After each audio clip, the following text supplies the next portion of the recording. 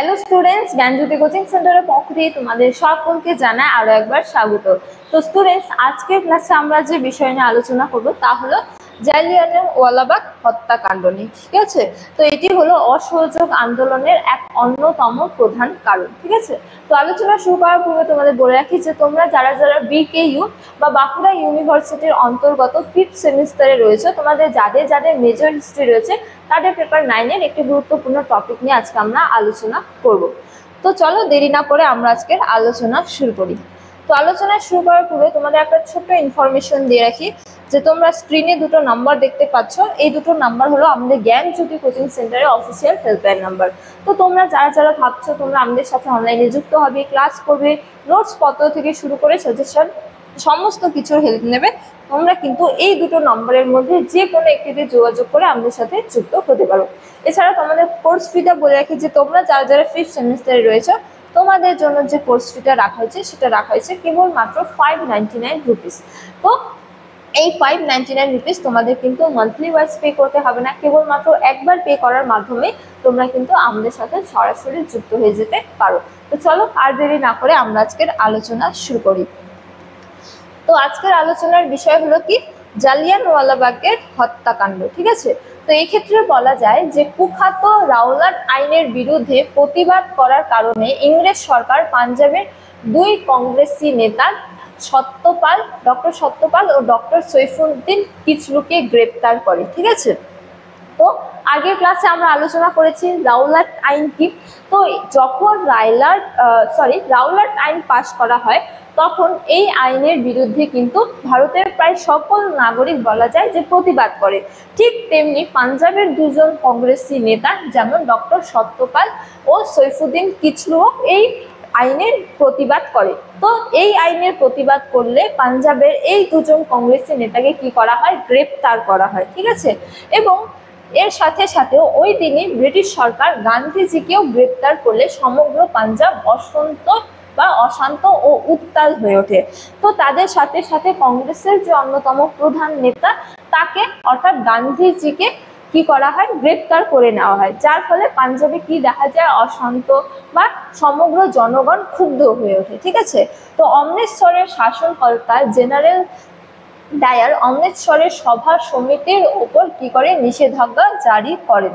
কিন্তু কংগ্রেসি নেতাদের গ্রেপ্তারের প্রতিবাদে এবং রাওলাট আইনের বিরুদ্ধে প্রতিবাদ জানাতে পাঞ্জাবের অমৃতসরের জালিয়ানওয়ালাবাগে এক জনসভার আয়োজন করা হয়। ঠিক আছে, তো যখন কংগ্রেসের সমস্ত নেতাদের গ্রেপ্তার করা শুরু হয়, যারা যারা রাওলাট আইনের বিরোধিতা প্রকাশ করেছিল বা প্রতিবাদ করেছিল তাদের গ্রেপ্তার করা হয় এবং তার পাশাপাশি পাঞ্জাবের যে বিভিন্ন সভা সমিতি বা জনসভার আয়োজনকে রদ করে দেওয়া হয়। ঠিক আছে, তো রদ করা হলেও পাঞ্জাবের যে জনগণ ছিল সেই পাঞ্জাবের জনগণ কি করে, এক সমিতির আয়োজন করে। ঠিক আছে, বা জনসভার আয়োজন করে কোথায়, পাঞ্জাবের অমৃতসরের জালিয়ানওয়ালাবাগ নামক এক স্থানে। ঠিক আছে, তো তারা এক শান্তিপূর্ণ সভার আয়োজন করে, কিন্তু যে ব্রিটিশ সরকার তাদের পক্ষ থেকে অর্থাৎ জেনারেল ডায়ার কি করেছিল, এই সভা সমিতি বা সভা আয়োজনের যে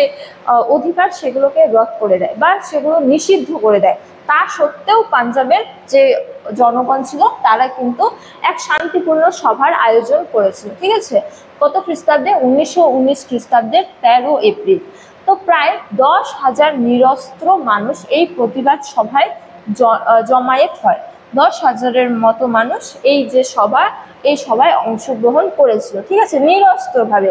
তো অমৃতসরের সামরিক শাসনকর্তা জেনারেল ডায়ারের নেতৃত্বে বিশাল ব্রিটিশ সৈন্যবাহিনী নিরস্ত্র জনগণের ওপর গুলি বর্ষণ করে।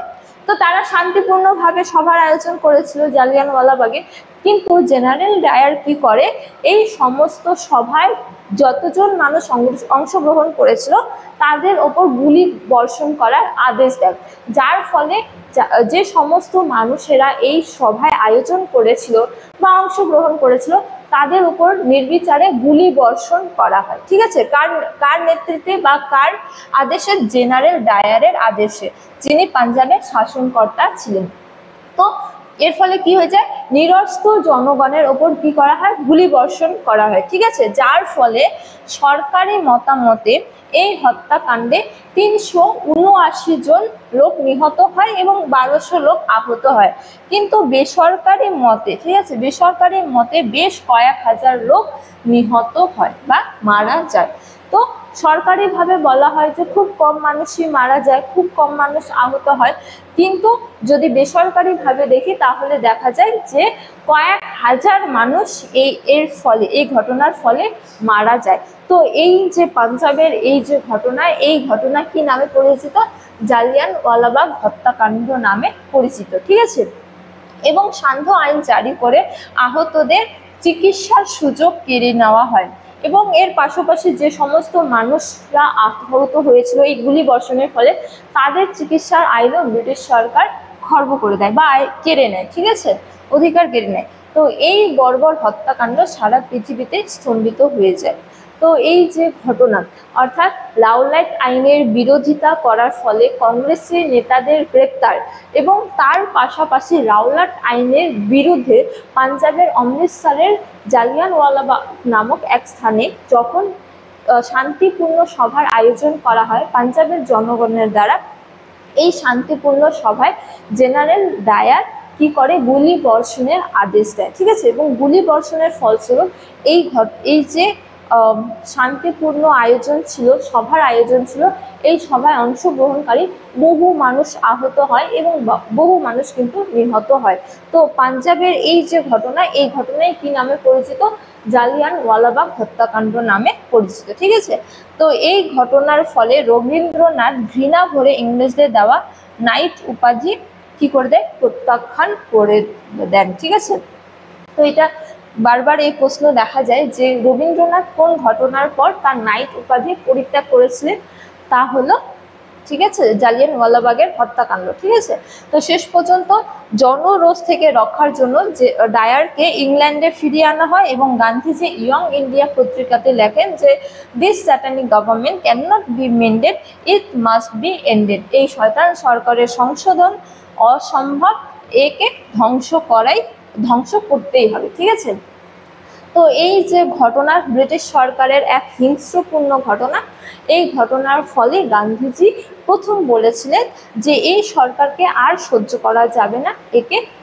এর ধ্বংস করতেই হবে। ঠিক আছে, বা ব্রিটিশ সরকারের সঙ্গে আর কোঅপারেট করা যাবে না, যার পর গান্ধীজির নেতৃত্বে কি শুরু হয়, অসহযোগ আন্দোলন শুরু হয়। সুতরাং অসহযোগ আন্দোলনের এক অন্যতম প্রধান কারণ কি, এই জালিয়ানওয়ালাবাগের হত্যাকাণ্ড, যেটা কবে হয়েছিল, 13 এপ্রিল 1919 সালে হয়েছিল। ঠিক আছে, তো স্টুডেন্টস এই ছিল আজকে আমার আলোচনার বিষয়। তোমাদের ক্লাসটি ভালো লেগে থাকলে অবশ্যই ক্লাসটিকে লাইক করে বন্ধুদের সঙ্গে শেয়ার করো।